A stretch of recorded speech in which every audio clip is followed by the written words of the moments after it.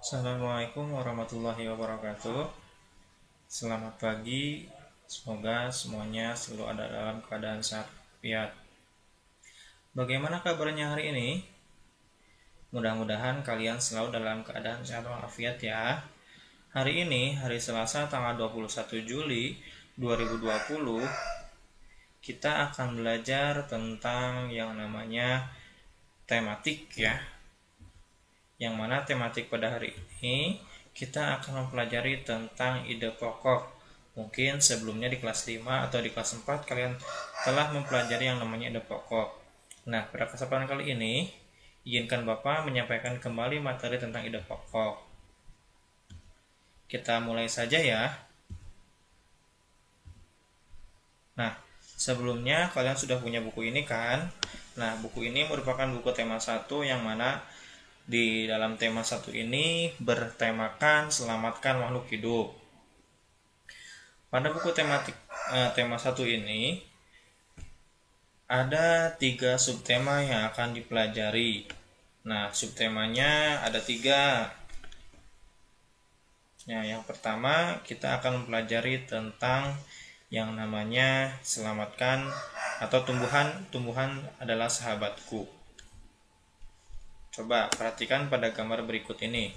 Pada gambar berikut ini terdapat beberapa aktivitas yang dilakukan oleh beberapa orang, yang mana pada gambar tersebut ada Edo yang sedang memegang tumbuhan, yang mana tumbuhan tersebut merupakan tumbuhan yang dirawat oleh Edo, dan mungkin saja tanaman tersebut mempunyai manfaat untuk Edo.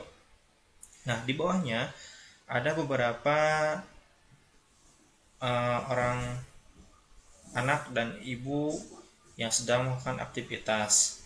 Ada 2 orang anak yang sedang berlari dan ada ibu yang sedang memanen wortel serta bapak tani yang sedang menyiram jagung. Nah, di dalam gambar tersebut ada hewan juga, ada hewan sapi, ada hewan kerbau, ada hewan burung, ayam, kelinci, dan lain-lainnya. Pak, kenapa gambar tersebut ditampilkan oleh Bapak? Karena pada gambar tersebut kita akan mempelajari salah satu makhluk hidup ciptaan oleh Allah, yang mana yang ada kaitannya dengan ide pokok, yaitu kita ambil tanaman jagung yang sedang disiram oleh Bapak Tani. Lanjutkan ya. Nah, tadi Bapak menanyakan sama kalian, apa itu ide pokok? Nah, kalian tahu nggak ide pokok?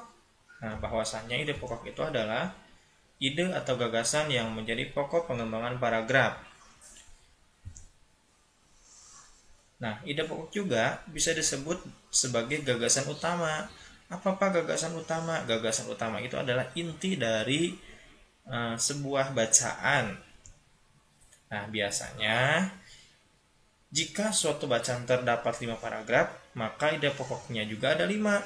Dengan kata lain, satu paragraf itu satu ide pokok. Gak mungkin sekarang kalau misalkan dalam suatu bacaan terdapat 10 paragraf tapi ide pokoknya cuma 1. Itu bukan ide pokok, tetapi masuk ke dalam tema cerita. Nah, di samping itu juga ada beberapa langkah untuk menentukan atau menemukan ide pokok dari sebuah bacaan. Langkah yang pertama, kalian harus baca dulu seluruh paragraf dengan cermat. Ketika belum menemukan ide pokoknya, kalian harus membaca seluruh paragraf dengan cermat. Yang kedua, kalian juga harus mencermati kalimat pertama hingga akhir.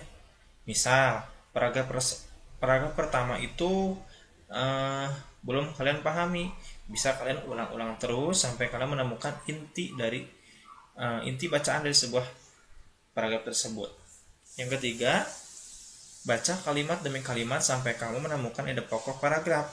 Dalam suatu paragraf, ide pokok biasanya terletak bisa di awal, bisa di akhir, atau awal dan akhir paragraf. Yang keempat, tandai ide pokok tiap paragraf. Yang kelima, tandai info penting dalam tiap paragraf. Nah, di sini Bapak akan mencontohkan cara menentukan ide pokok dalam tiap paragraf. Di di sini ada sebuah bacaan yang mana bacaannya berjudul Mengenal Pelestarian Lingkungan Sejak Dini. Paragraf pertama itu mempunyai berapa kalimat? Nah, di paragraf pertama ada 3 kalimat, dan dalam satu cerita ini ada 3 paragraf otomatis. Ketika dalam cerita ini ada 3 paragraf, maka ide pokoknya pun ada 3 paragraf. Jadi masing-masing paragraf mempunyai ide pokok atau inti dari pembicaraan yang dijelaskan dalam setiap paragraf. Jadi kalian tinggal memahami paragraf demi paragraf supaya kalian menemukan ide pokok dari setiap paragrafnya. Setelah itu, kalian bisa menuliskan ide pokok setiap paragraf pada buku catatan tematik kalian masing-masing. Nah, mungkin cukup sekian yang bisa Bapak sampaikan untuk materi hari ini. Mudah-mudahan kalian tidak puas supaya kalian bisa menanyakan kepada Bapak. Terima kasih. Assalamualaikum warahmatullahi wabarakatuh.